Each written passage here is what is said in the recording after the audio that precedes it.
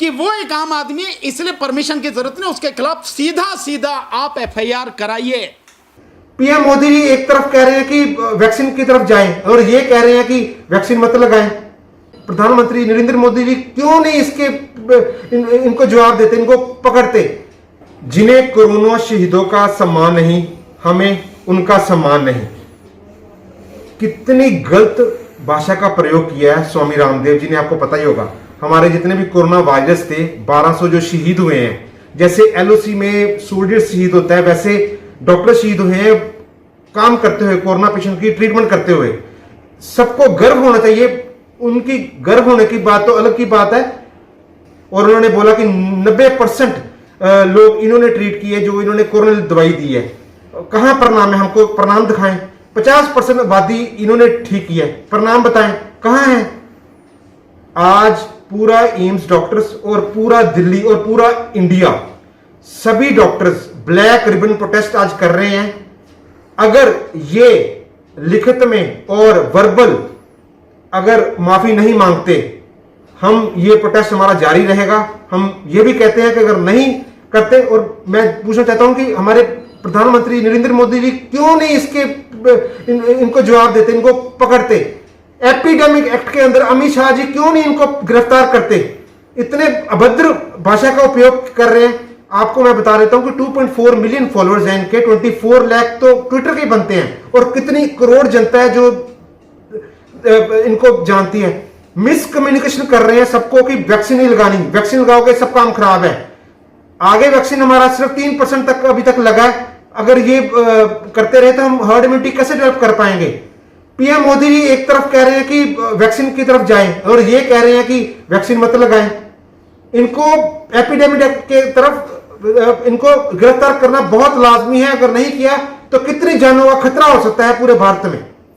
जो डॉक्टर्स हैं वो जिस तरह से काला पट्टी बांध के विरोध कर रहे हैं, मैं मानता हूं कि विरोध इससे भी ज्यादा जबरदस्त तरीके से होना चाहिए, और वो इस तरह से होना चाहिए, दोनों तीनों फ्रंट पे होना चाहिए। नंबर एक, जो लीगल कार्रवाई है वो लीगल कार्रवाई जबरदस्त तरीके से लाला रामदेव के खिलाफ आईएमए को, डॉक्टर्स को करनी चाहिए। उस लीगल कार्रवाई में किसी तरह की भी कोताही नहीं बरतनी चाहिए। जैसा मैंने पहले भी कहा था कि उन्होंने प्राइम मिनिस्टर को चिट्ठी लिखी है कि क्यों ना इसके खिलाफ जो है राजद्रोह का मुकदमा चलाया जाना चाहिए। उसमें किसी परमिशन की जरूरत नहीं, वो कोई पब्लिक सर्वेंट थोड़ा ही है वो, जिसके लिए जो है, या कोई मंत्री है या कुछ है जिसके लिए सरकार से परमिशन लेनी पड़ेगी, प्राइम मिनिस्टर से परमिशन लेनी पड़ेगी। वो जो है, हकीकत यह है कि वो एक आम आदमी है, इसलिए परमिशन की जरूरत नहीं, उसके खिलाफ सीधा सीधा आप एफआईआर कराइए। और अगर पुलिस नहीं करती है तो आप सेक्शन 156 सबसेक्शन 3 सीआरपीसी में जाके कोर्ट में कंप्लेंट डालिए मजिस्ट्रेट के यहां, और वहां पर उसके खिलाफ एफआईआर कराइए। बहुत सीधी सी बात है। एक तो लीगल एक्शन होना चाहिए, मानहानि का मुकदमा जबरदस्त तरीके से उस पर होना चाहिए। 1000 करोड़ की जो बात हो रही थी, बिल्कुल होना चाहिए। इस तरह से, जिस तरह से पूरे मतलब एलोपैथी को और पूरे डॉक्टर्स को उसने अपमानित किया है, निश्चित रूप से उसके खिलाफ कार्रवाई होनी चाहिए। और जो तीसरी बात है, ये काली पट्टी बांधने से काम नहीं चलेगा।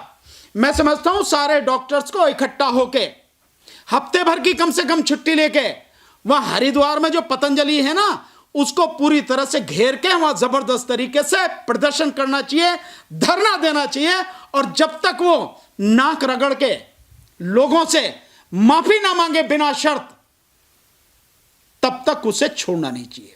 यह कार्रवाई होनी चाहिए जिस तरह से आप करना चाहते हो, नहीं तो उसके हौसले ऐसे ही बढ़ते रहेंगे।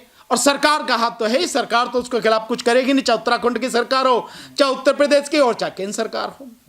तो मैं मानता हूं कि कार्रवाई जबरदस्त तरीके से होनी चाहिए डॉक्टर्स को, अगर वो आ रहे हैं। नहीं तो फिर ये भी एक जो है ना नौटंकी, ये भी ड्रामा ही माना जाएगा।